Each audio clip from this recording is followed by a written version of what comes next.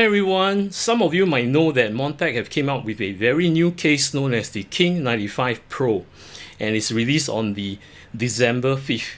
Now I've done a very in-depth detailed open view about this case, talking about the pros, the cons, the structure of it, and the modularity. For those of you who actually missed that content, you can click on my top right hand corner and it will take you to that content. Now besides this, right, I'd like to thank Montech to have provided all these accessories, the fans, especially the fans and the power supply, and I will be conducting a thermal test on this case itself using two variants of Liquid AIO, which is the 360 and the 280. Now having said this, right, I also like to thank Arctic to have provided this two liquid freezer too, which is the 360 and the 280 variant. Now back to Montech. Without this fans here, right, I will not be able to test on the 280. So thank you very much. Now, without further ado, let's begin.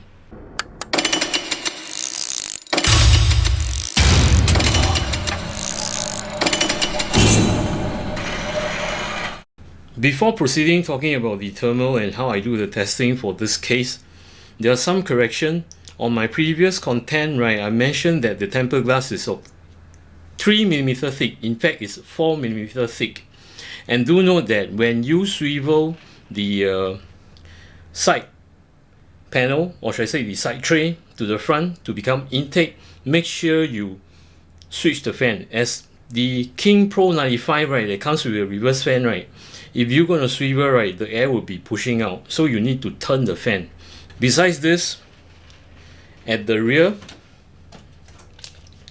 where I have mentioned about the hard disk caddy, where you place your SSD internally, right, I was wrong. You should be placing outside, not inside. Another thing which I like to highlight, in fact, is the width of your GPU. I mean the CPU, not CPU, PSU. Sorry about this. Now I mentioned that based on the fact that I've opened up the swivel and to show you that the 200 length mark is over here, but shout out to M Saber 1797. He have asked me to recheck, which I've done. If you have the back tray, right, swivel back, right, take a look. This is at 160. And if I were to extend, right, if you take a look at this measurement here, right, which is 190 over here. So if I were to place 190, right, flushes to the back, right, see, it protrudes out. And you can't swivel your tray back. And if you're exceeding 200, it's even worse. You can't even close the case, based on the fact that if you exceed, right, it will hit this, and this is right angle. You can't even close the tray at all. So take note on this. For the test, I'll be using this build, whereby I make use of an Intel i7-13700K processor on a ASRock Z790 Sonic PG motherboard. And as for the graphic card, I'll be using the Gigabyte Aero 4070 Ti. For the rest of the system spec, you can refer to this list. For the Liquid AIO, I'll be using the Arctic Liquid Freezer 2 as mentioned to you in my intro, with two variants, which is the 280 and the 360. Do note that I will not be using Arctic fan on this Liquid AIO. In fact, I will swap them out. For the 280, I'll be using two pieces of Montech AX140. And for the 360, I'll be using 3 AX120. As for case fan, as listed over here, all are from Montech, which is the AX120, 140, or the RX120 and the RX140. Kindly note that I conducted this test at a hot and humid environment, whereby my room temperature, as you can see here, is hovering around 30 to 31 degrees Celsius. In fact, this was shown during my intro. If you guys can rewind and to watch on the top left hand corner, where you have this meter over here, it tells you my room temperature. I have lots of questions from users and comments stated that how come I'm not able to exceed the clock speed. As I mentioned to you, this is a hot and humid country, so whatever intake air that's drawn into the case itself, right, it's not cool, it's warm. So my PC parts will warm up. With this say, right, having the PC part warm up, you will not have good performance in certain ways. There are some limitation. And with this say, right, I've done some limitation on my UEFI because I wouldn't want it to toggle all the way to 95 degrees Celsius, 98 degrees Celsius, or even higher, and to stay on that temperature. It's going to be bad for my system. Now, let me take you to the UEFI. This is the UEFI on my motherboard. What I've done is on OC Twinkle, I did the XMP profile on my RAMs, as you can see here. Then I have done a CPU configuration. I've limited down. Though my processor is able to take up to 253 watt, but if I'm going to leave it at 253 watt, right, you will be seeing temperature above 98 degrees Celsius and 100 degrees Celsius consistently, and it will throttle the processor. So in order to prevent this, right, I have set the limit as I've calculated at a limit of 218. Sorry, this is actually 218. Yeah. So long duration power limit, I'll set it to 218, and short duration power limit, I'll set it to 218. So you will be seeing these figures when I run the benchmark. I mean recorded benchmark. Next, I've actually done on the voltage configuration, which I've set the offset to -100. So there will be a drop on the Vcore, which doesn't require that much. So by reducing the Vcore, right, in fact, you will lower down the temperature even further. Besides this, I have actually done the configuration of all my fans, which down here is not labeled, but I'll show you later when you see the actual benchmark. I've actually labeled them so that you can refer which fan is to which fan. By the way, all I've set to PWM and to performance and to monitor on the CPU. So as you can see, all the fans. See? For chassis fan 2, right, I've set this to water pump, and for Arctic liquid freezer 2 family, the pump does not have a reading. So do pardon me on that. So as you can see, all I've set to PWM, performance mode, and to monitor on the CPU. So if the CPU goes up high, right, all this fan will trigger up and to run at max speed. That's the reason why I set it to performance mode. There'll be a total of 4 applications that I'll be using. Starting off with the Cinebench R23, this is to stress test my CPU.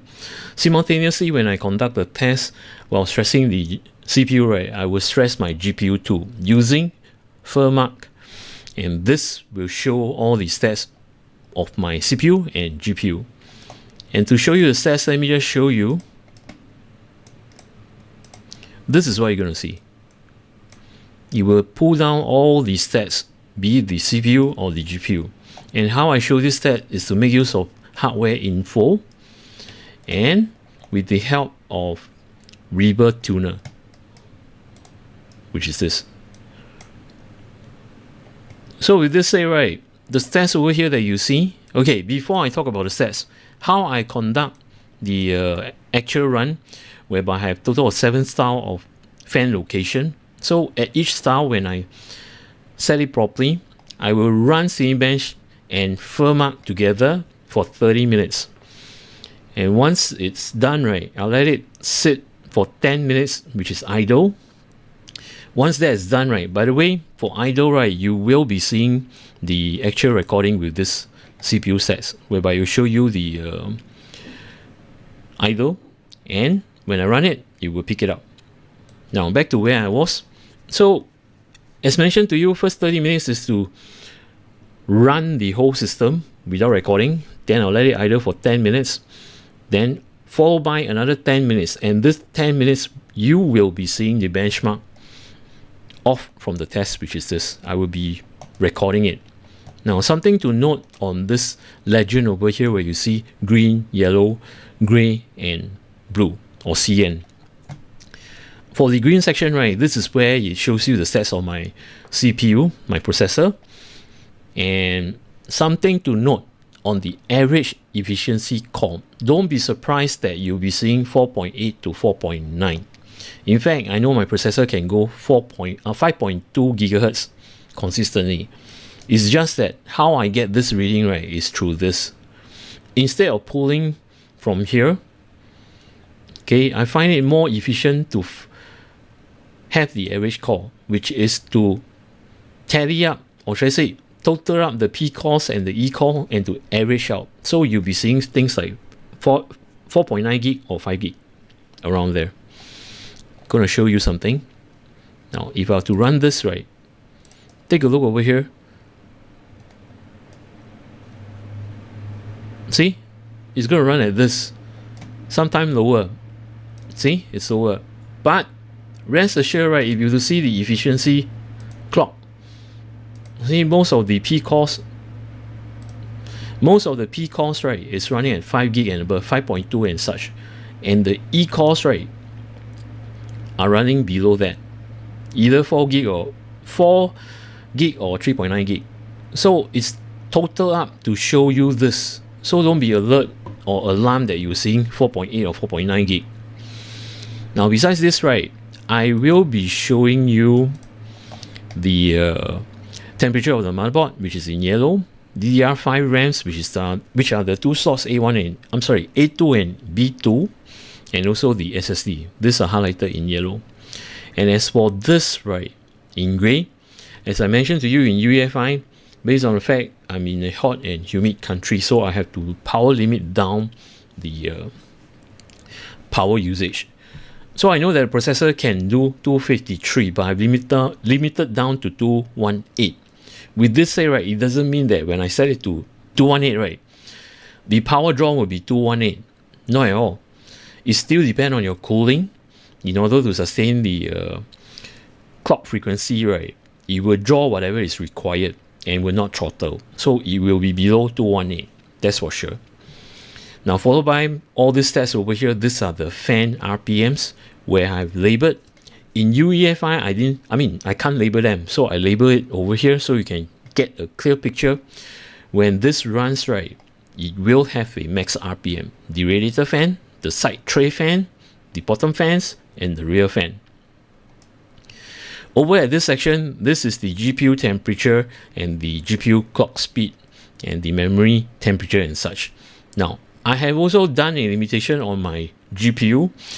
Instead of overclocking, right, or running at default, I've done an undervolt.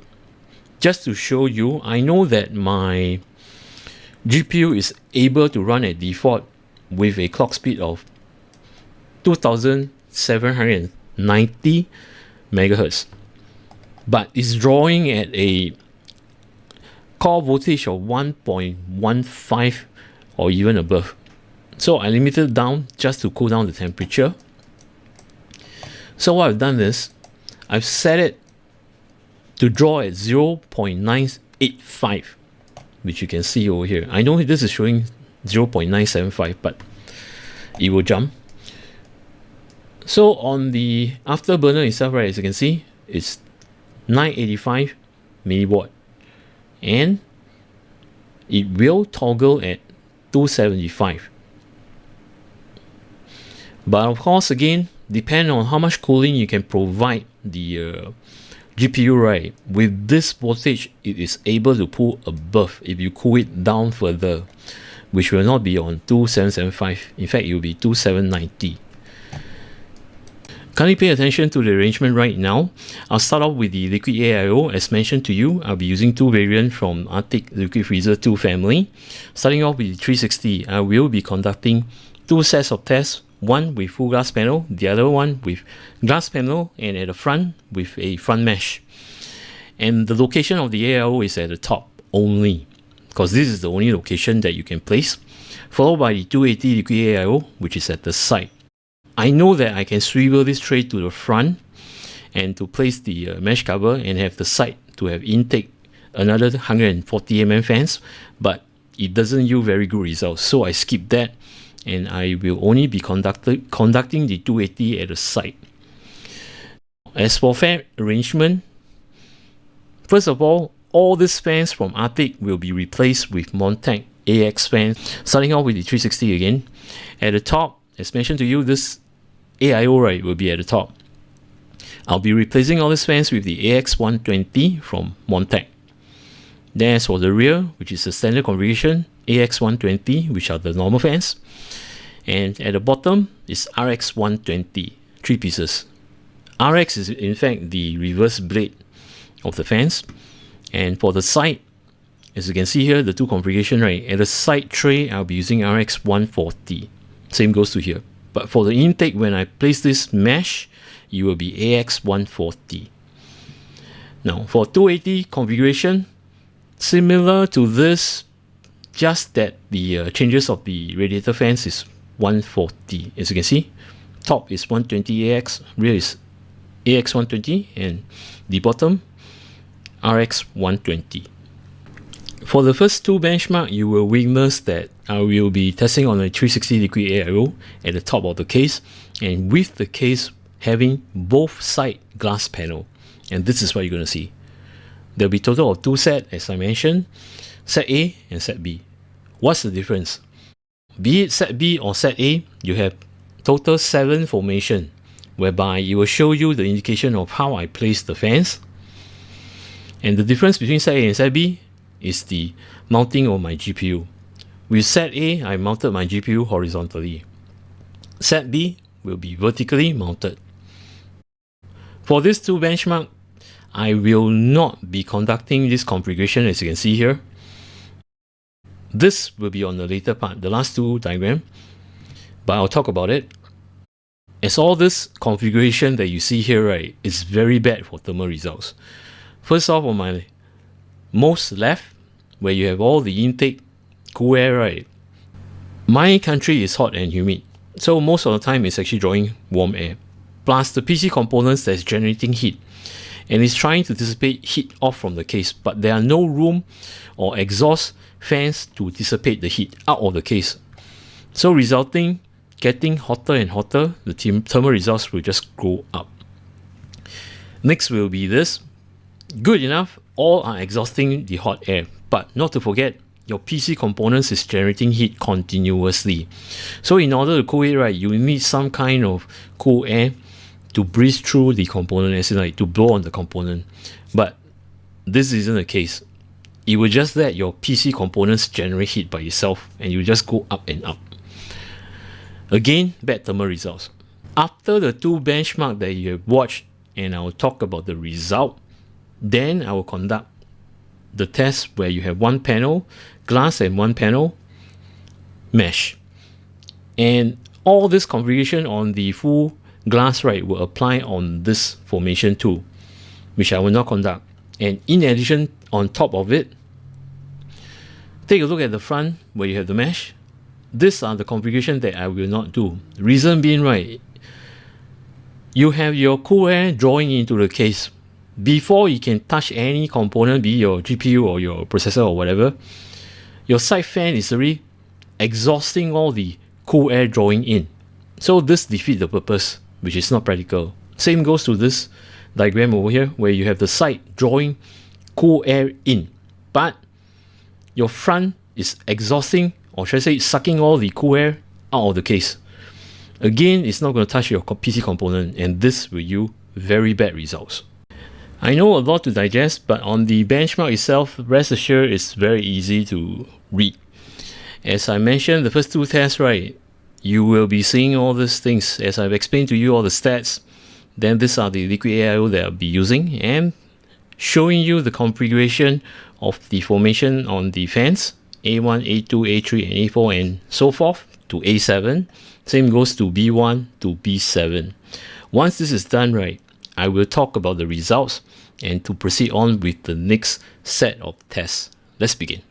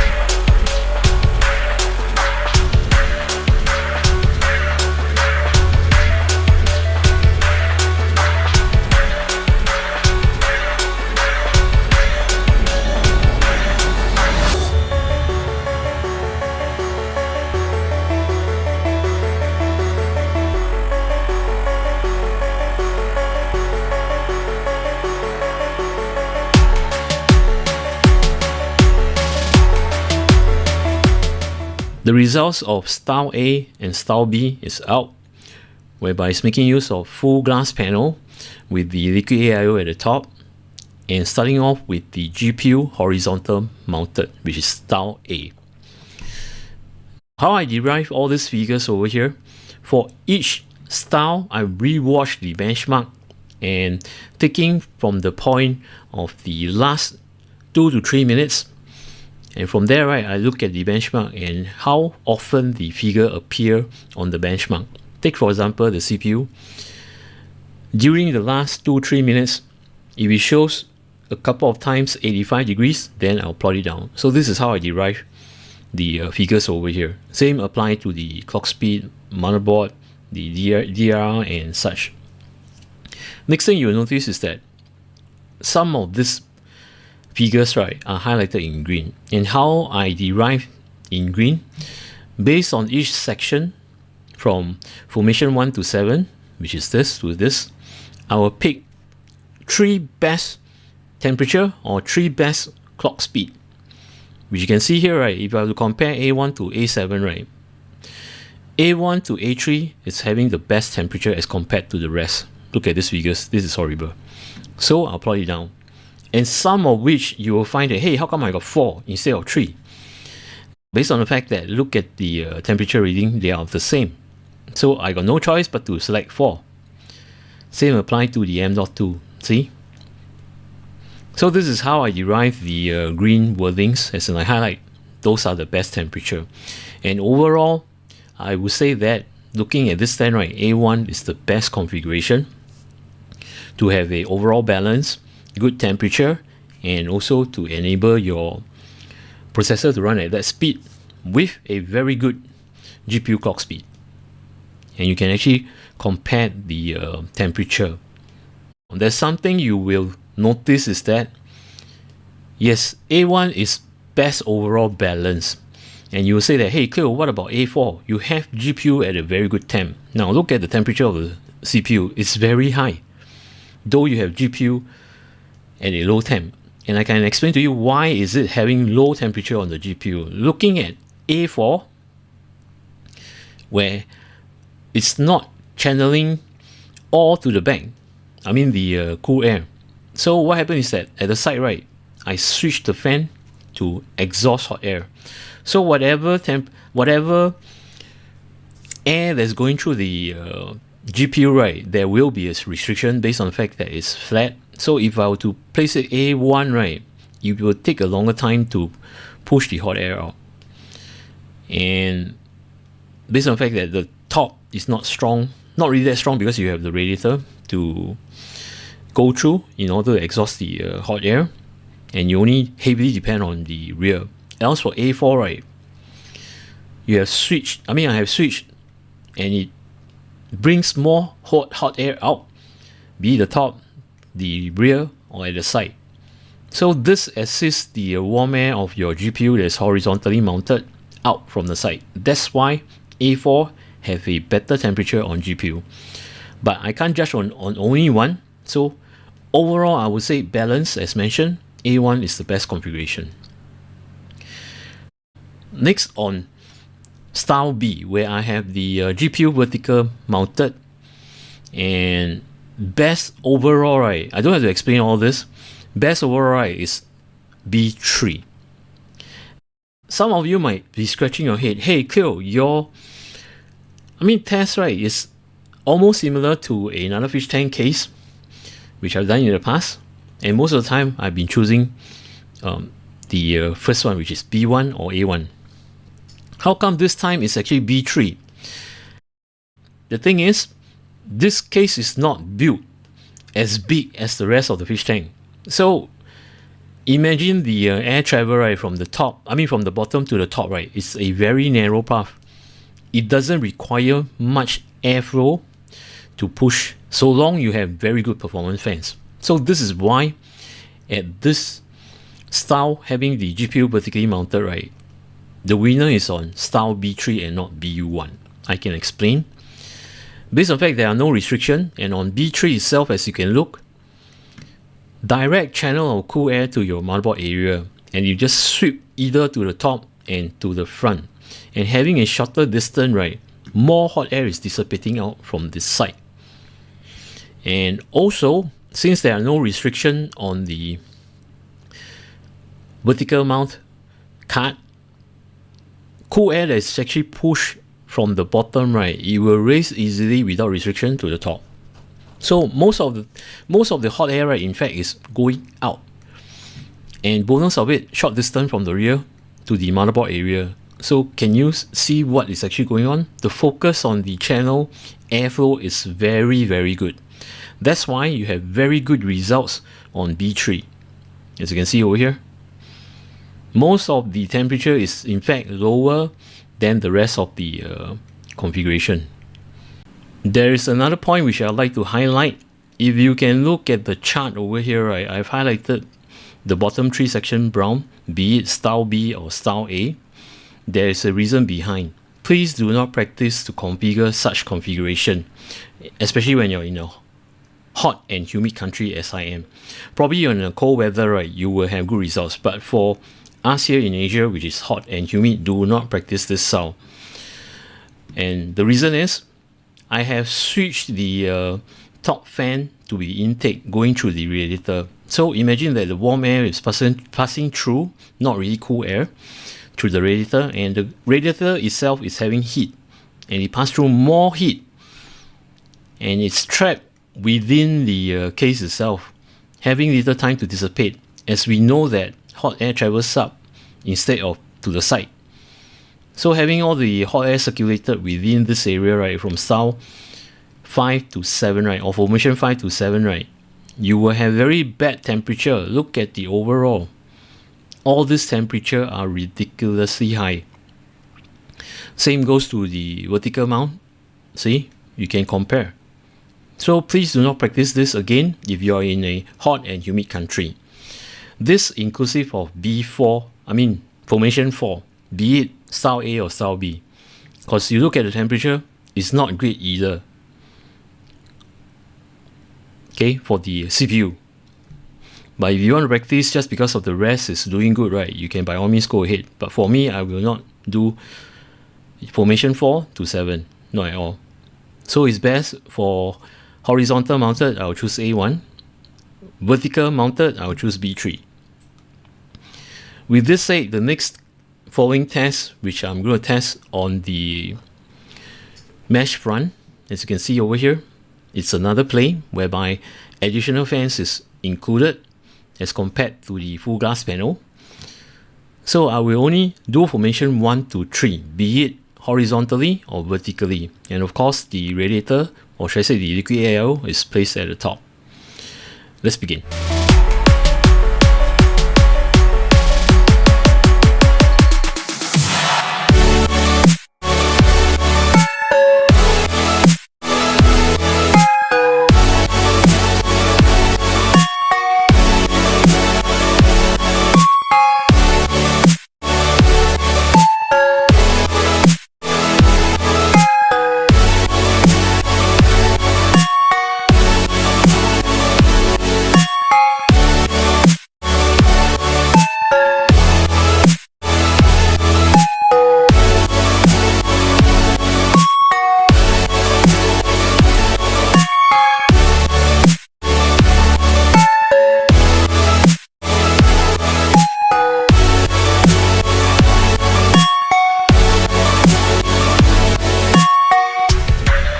The results are out with front mesh and side panel glass with style C and D. The results and the pattern of thermal performance is almost identical to the full glass panel, which is A and B, having the GPU horizontal and vertical mount.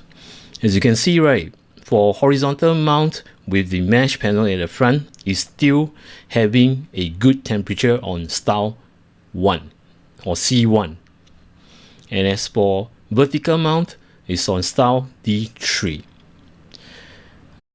If I were to bring back the previous stats, which is style A and B, where you have the glass panel compared to the mesh front, as you can see over here, starting off with horizontal, This is the mesh panel at the front. This is the full glass panel. From A to C, right? Look at it. Having the tempered glass full, right, you're having this temperature. When you add on to the mesh, right, it improves the temperature, which drop about 2 to 3 degrees Celsius or even 4 degrees Celsius. Take a look. Which is good, consistent. Same apply when you apply the GPU vertical mount. Looking at style D, which is having the mesh front, and the style B, which has the full tempered glass in the front and at the side. Pattern is still the same, it's still hovering at style, or should I say formation 3, see? And look at the temperature, it drops. So this is very consistent. Having the mesh panel at the front, right, you get more air in or get more air exhaust out. It depends on how you configure it. But for this stand, is having more intake from the front and intake from the side, and pushing all the air from the back and to the top, which that's why resulted in better thermal results. Having good thermal results is always a good thing, and you can choose to place the front mesh to the front instead of tempered glass, but you will compromise on the aesthetic, as some of you might prefer to look at your PC component on both angles, from the side and from the front. But of course, if you do that, you will compromise on the thermal performance. But it's not too bad. It's just about 3 to 4 degrees higher in every aspect. And if you want to place the front mesh, right, there is a compromise too. Having good temperature, you will need to add 2 more fans. And in my case, I've purposely added 2 140mm fans instead of 120. Reason being, right, the sound profile of the 120mm fans are much louder compared to 140. Based on the fact that the diameter on the 140mm fans, right, it's bigger, so it takes less energy to draw more air into the case. Else for 120, right, you need to ramp up a certain RPM higher than the 140 to draw more air into the case. Speaking of which, right, the next test, which is the last test, this is off from 360, which I will be testing the 280 at the side. Same formation, which is style 1 to 3, where you have E with GPU horizontal mounted and F with vertically mounted. Here we go.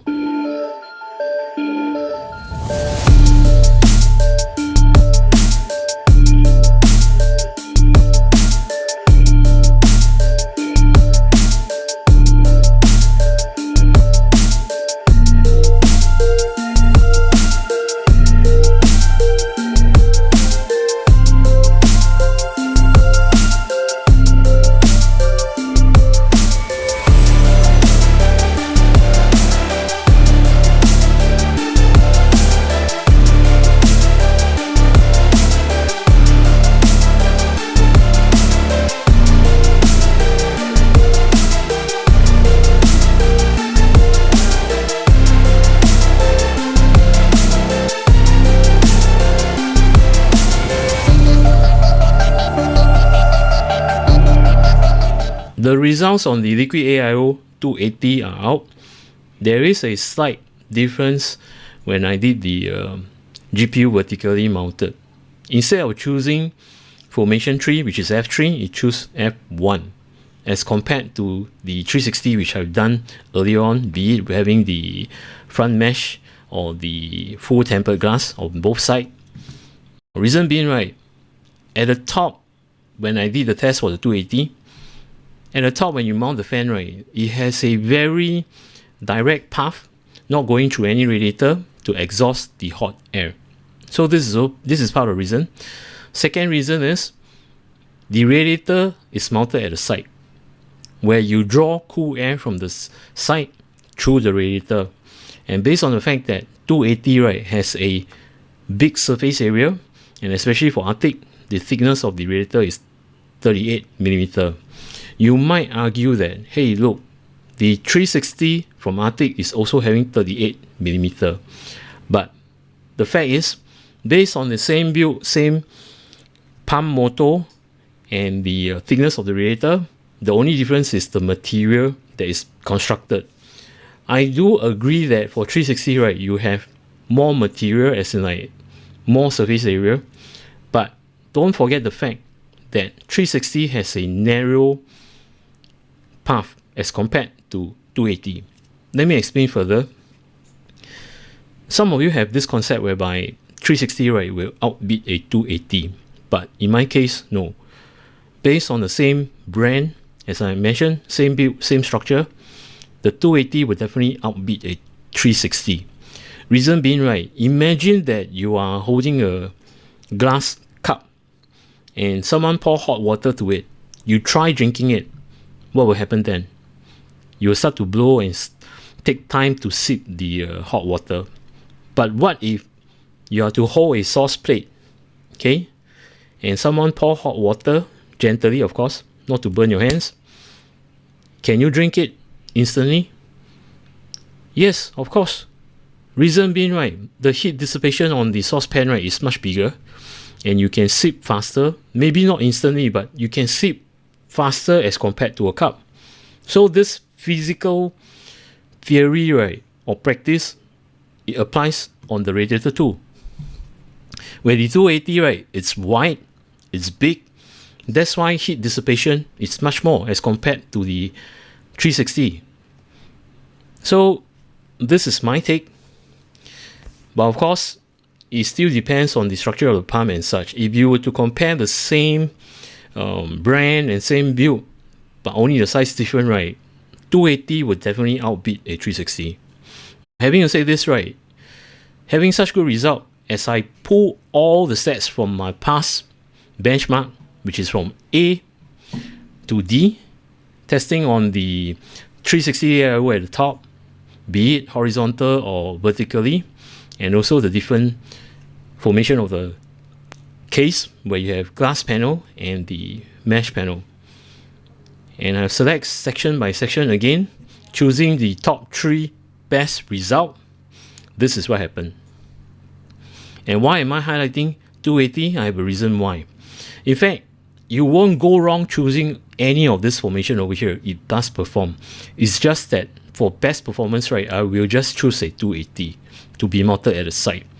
First of all, it's aesthetically pleasing, whereby it doesn't block anything.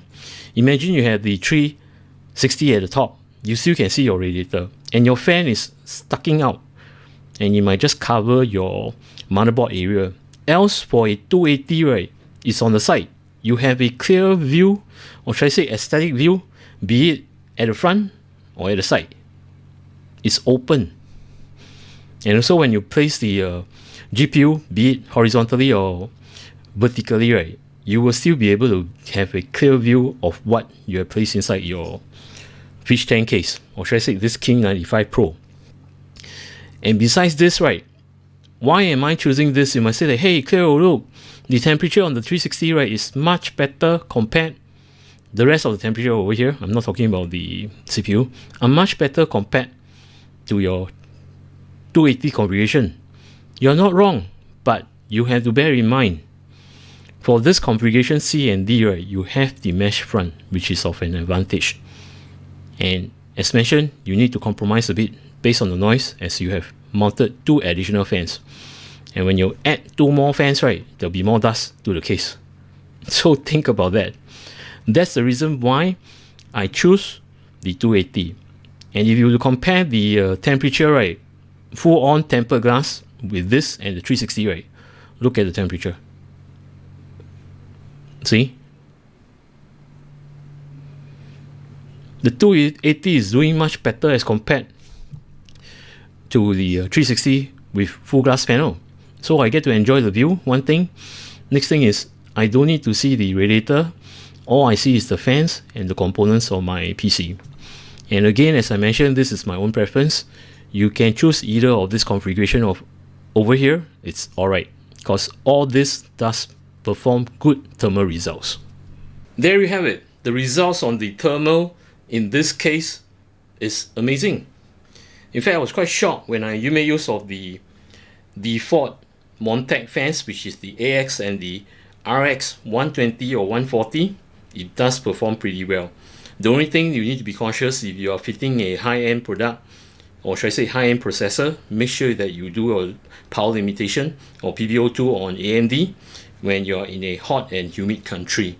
Now imagine that this is a hot and humid country and it can perform this way. So you can think about it, if you're in a colder country, right, this will perform even better. Another bonus point on this case itself, right, it's very unique, sturdily built, and best of all, it's very functional. As what you can see here is only a partial build, as I was trying to take as little time as possible to do the thermal test, which took me 7 long days to actually come out with the results, based on the fact that I couldn't believe my eyes of what I see. So I have tested most of the benchmark, right, either 2 to 3 times. That's why till now, then you'll be able to see the thermal results which I have brought in this content. With this said, right, speaking about the fans itself, a message for Montech, they are targeting to have a very quiet case. And in my case, when I run the system, right, in fact, yes, it does make noise, but it's not so drastic as having all the fans ramping up at 2000 RPM. Else, all these fans, right, have a standard 1600 RPM, which give a very gentle hum, which I like about it. Now I'm going to finish off my build and to place all the cables that I should be doing, and especially the cable management point, which you can see, right, it's in a mess. I have not done anything to it based on the fact that, as mentioned, I'm trying to do the thermal test and to share with you guys. With this said, I'd like to thank Montech to have provided this case and all the fans for me to share with my viewers, and also to Arctic for the Liquid Freezer 2, 280 and 360. Now, if you guys are new to my channel, welcome to my channel. If you like my content, do remember to subscribe and to click on the notification bell button. Till then, take care, goodbye, see ya.